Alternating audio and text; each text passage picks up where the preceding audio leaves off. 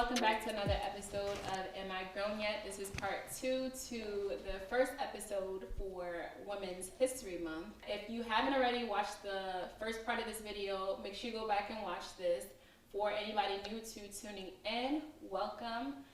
We're picking back up on a conversation we were having last week, but today we're going to talk about, well, in this episode we're going to talk about submission. So how do y'all feel about submission in relationships? Like as far as the woman being submissive.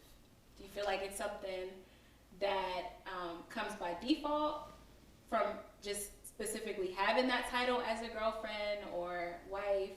Or do you feel like it's something that is earned, like you being submissive to your man? That's a good question. Don't speak at once. I think it's earned. If the man can lead, and yeah, I'm like teetering on like both sides. I think submission is definitely subjective and like how you, based off of like the kind of relationship that you're in per se. I do think that like women, when we are, to speak generally, like when we are in love, that we do tend to submit in our relationship, and that can look very different. But I think I do agree. I think like submission definitely is earned. It's like just like trust. Like I'm not going to just because you're like, we're together now, like all of a sudden I'm just like, I'm down on my knee, I'm scrubbing the floor and some Cinderella, like here is your food. Like that's not happening. I also don't look at submission in that way either. I look at submission as more of just like the wall is down, so I'm able to be more authentically myself with like the person. So. I think a key word that you said, Kiki, was lead.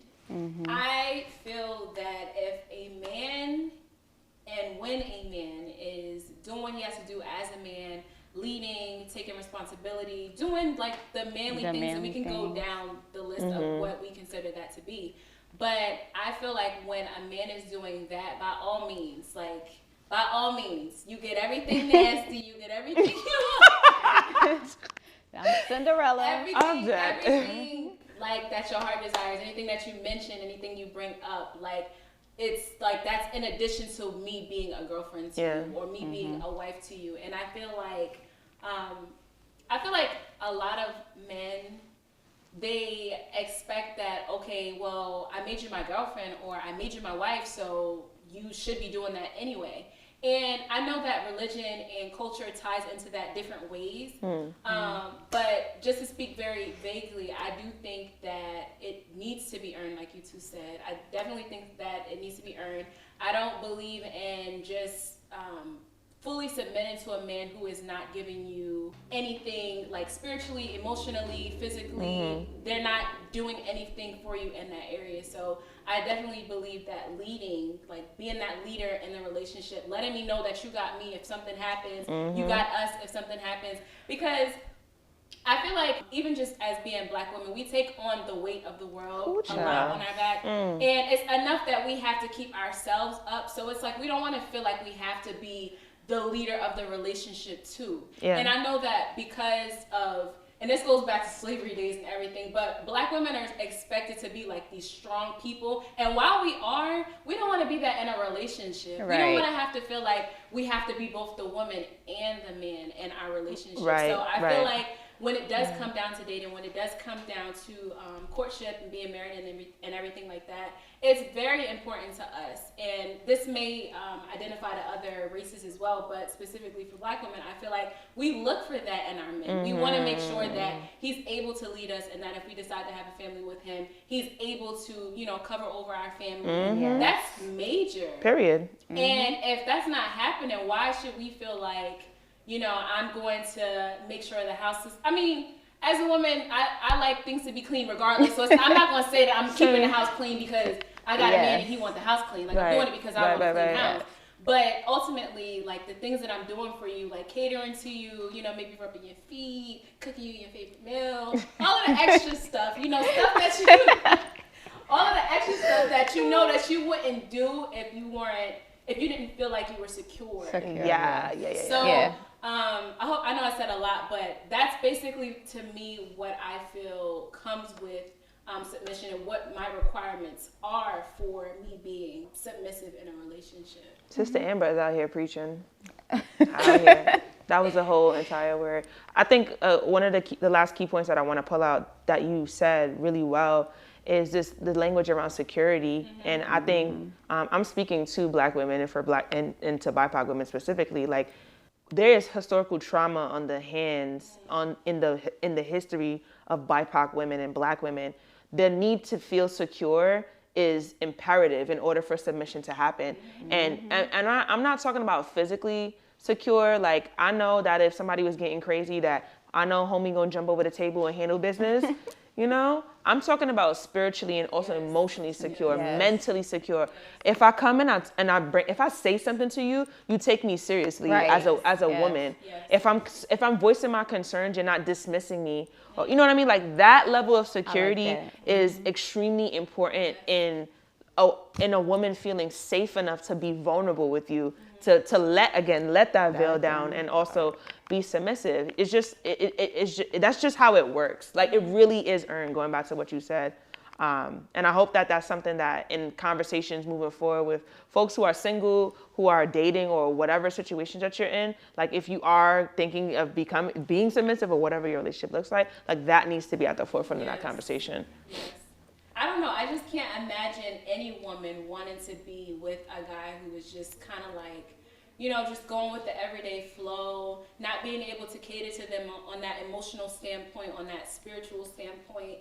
And to be honest with you, I'm not even sure that, like, on the flip side, I don't know if there are any women who don't care about those kind of things. Like, I feel like women who don't care about those kind of things are women that are, like, either, like, super, super headstrong about being, like, this superwoman, like, not wanting to feel like they need to lean on a man in a relationship. Yeah, very, very independent. Or maybe just a woman who is, I don't know, maybe she's never experienced that. She doesn't have anybody in her life, or she's never had that, like, a male in her life, like a father figure, or, you know, just never had any idea of that even being possible. Right. Those are the only type of women that I could see not wanting that in a man. But I think that's major. Like, leading, security, on every aspect, I feel like is major. I want to touch on one last point. Kiki, cut me off if you want to jump in. Okay. That you brought up that I think is important, especially for Black women and BIPOC women. And I've heard this narrative a lot personally for myself. Like, shout out to all the Aries. Like, I'm an Aries. I'm headstrong. I'm an alpha woman. Like, I take control in most situations that I'm in. I'm not afraid to lead. I dive in head first in conflict and situations. And I've heard in many of my relationships, my situationships as a reformed hoe, and even in my professional relationships with people, it's just like, oh, Sophie's good. She's a strong Black woman. She don't need that. She don't need this. And I want to make sure, like, I name this out there for everyone who's watching. It's just like, strong women need softness and love. Even, I would argue, even more than the kind of love and support is given to, like, you know, just people in general. And I think I want to really demystify this language that's around being strong. Like, I feel like it's tiring. Also, don't use strong should not be synonymous with she's strong, therefore she does not need support. She's independent, therefore she does not need me, or she does not need this level of care or respect. I think, you know, we can go, that's a whole nother conversation for a whole nother day, but really, really leaning into, like, especially when you're talking to a Black woman, if you're gonna name her as strong, make sure that all of the other adjectives that follow the word strong are positive connotations and are not being used as a microcosm for, like, the other person to then not give her the standard of care and quality that she is demanding or she requires. So I just wanted to make sure, like, I named that, because I think when we think about submission as well, and I've heard this in many of my relationships, it's like, I have literally had a guy tell me, like, yo, you're too much of a woman for me. And I'm like, all right, me too, bye. Like, cool, that's cool. I'm too much of a woman. Oh my God, what does that even mean? Like, what does that even mean? I don't know. I think that that's some level of a compliment. And whilst it sort of is, it's also like, so you're telling me you're not man enough then. If I'm too woman for you, you're not man enough? Is that what you're technically trying to say? But that's not what they're saying. They're like, bye, you're too strong. Like, go find somebody that's going to deal with you. But you know what's annoying? I think that some, and the men, y'all are going to have to leave comments or whatever, but I feel like, I'm not going to say most men, but some men, they go for the weaker women. They go for women who are not secure within themselves. They go for women who are not going to speak for themselves, like be present for themselves and let you know, like, I'm not accepting this for myself. Like, I think that some men, they would prefer to have the woman who is less self-confident because, and this is what I hear all the time, like, because these type of women, they're less likely to talk back, they're less likely to have an opinion, they're more likely to allow the male to step all over them. And I don't like that women, like us strong women who are confident within ourselves, who are, you know, okay with identifying as a strong woman, why we have to feel like, okay, well, if I'm going to be like this, then I have to, like, if I'm going to be with a male who is strong, I have to, like, dumb myself down. Or I have to, like, not be as strong just to make them feel strong enough to be with me. Just to touch on the whole dating scene, I think that, and this is no shade to other races, but I really strongly believe that that's why a lot of black men date outside the race, because I'm not going to say every bit of the other races are, like, less strong, but they don't have the backbone that black women have. Period. When it comes down to speaking up on things. Like, they don't have that. So that's always been why I felt like, you know, black men, and it doesn't justify it, but that's always why I felt like black men, they go for, you know, no shade to the white women, but they go for the white women. They go for, like, the other races, because they're not going to have to deal with the headache, you know, they say. The headache, the talking back, the being firm with our opinion. But, like, you came from a black woman. Okay. You know? Like, I mean, shout out to the biracials as well, but, like, most of the time, like, these black men, they come from black women and they're going outside of the race to be with another race because they feel like, you know, dating black women are too needy. Black women have too much attitude. Like, if you're not secure with yourself, just say that. Just say that. Just say that. I think to your point though, Amber, something that you're getting at is first two things. One is there's definitely a double standard when it comes to interracial dating. And I think there's also a difference between preference and bias. Yeah, that's true. AKA anti-blackness. That's true. For me, personally speaking, like, you want to date out of your, if you like to date other races, if you like it, then I love it. Me personally, I don't date white people. Like, that's not happening for me. I don't do white peen. I don't do white peen, and I'm committed to making sure that my family is black. That's not anything against any folks who are biracial or multiracial at all, but, like, my personal preference is, like, I want to build a beautiful black family.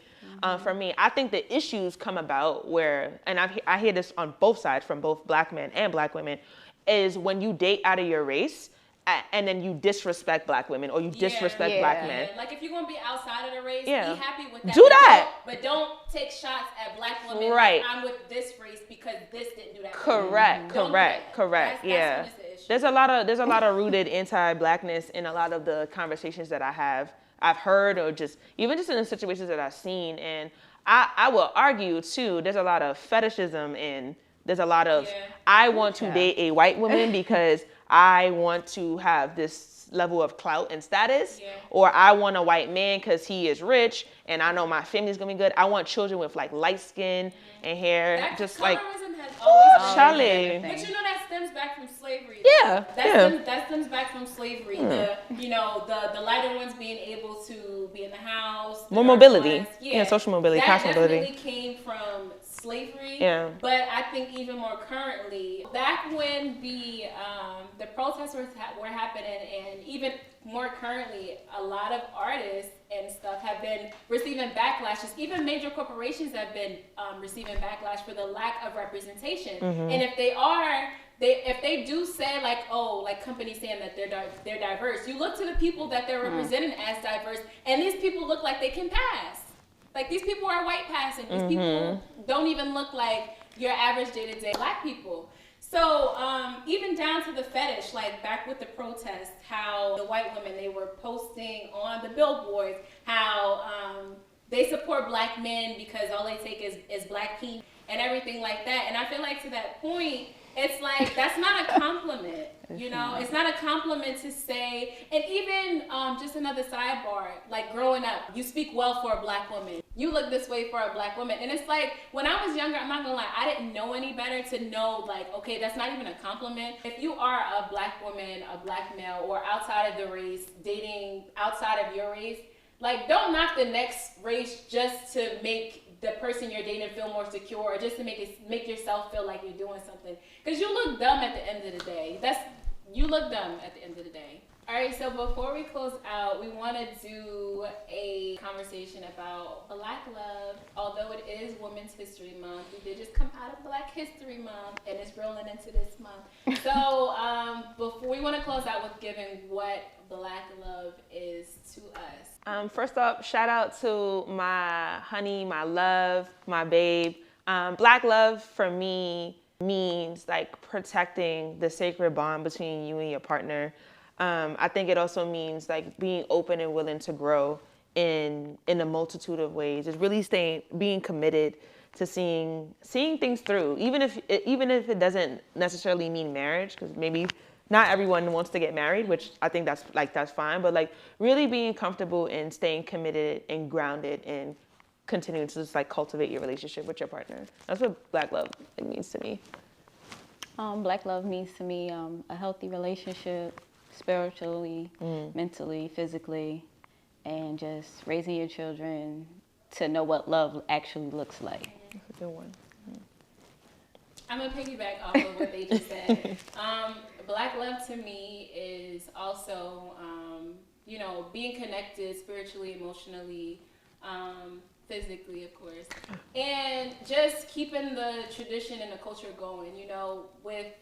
Within Black love, I feel like even the stereotypes that are shown on TV and music videos, I feel like the representation of Black love on screen has not done us as a race, as a culture, as an ethnicity, any justice, because Black love is still a thing. Like, we still want to marry Black, we still want to date Black, we still want to procreate Black, and we want to keep the culture going. We don't want to just live in we give honor to our ancestors, we give honor to those who came before us, but we're in a time of life where we can, continue to share a legacy, extend on a legacy, birth kids within a culture, and keep it going. So Black love to me would be keeping that going, sharing love unconditionally, and yeah, I think that's Black love for me.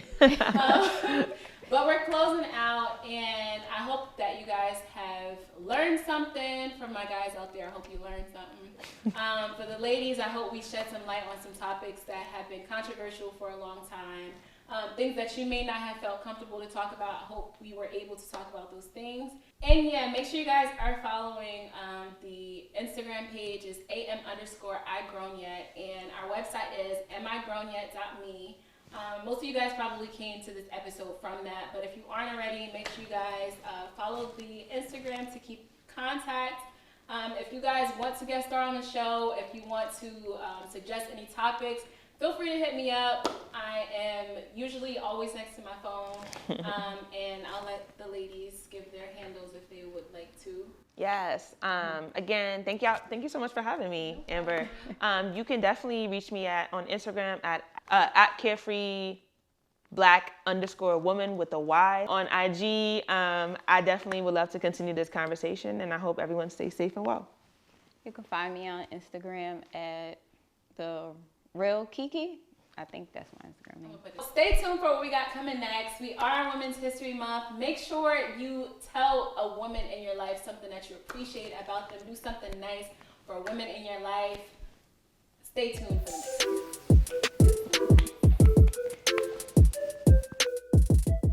Before you click off, make sure you like, comment, share, and subscribe. And if you haven't already, make sure you go back and check out all our past episodes. And in the future, if you want to hear any specific topics from me or extra guests on the show, let me know in the comments. Or if you aren't already, make sure you are following us on Instagram. The Instagram is AM_IGrownYet. The link will be down below. And I hope to be hearing from you guys soon.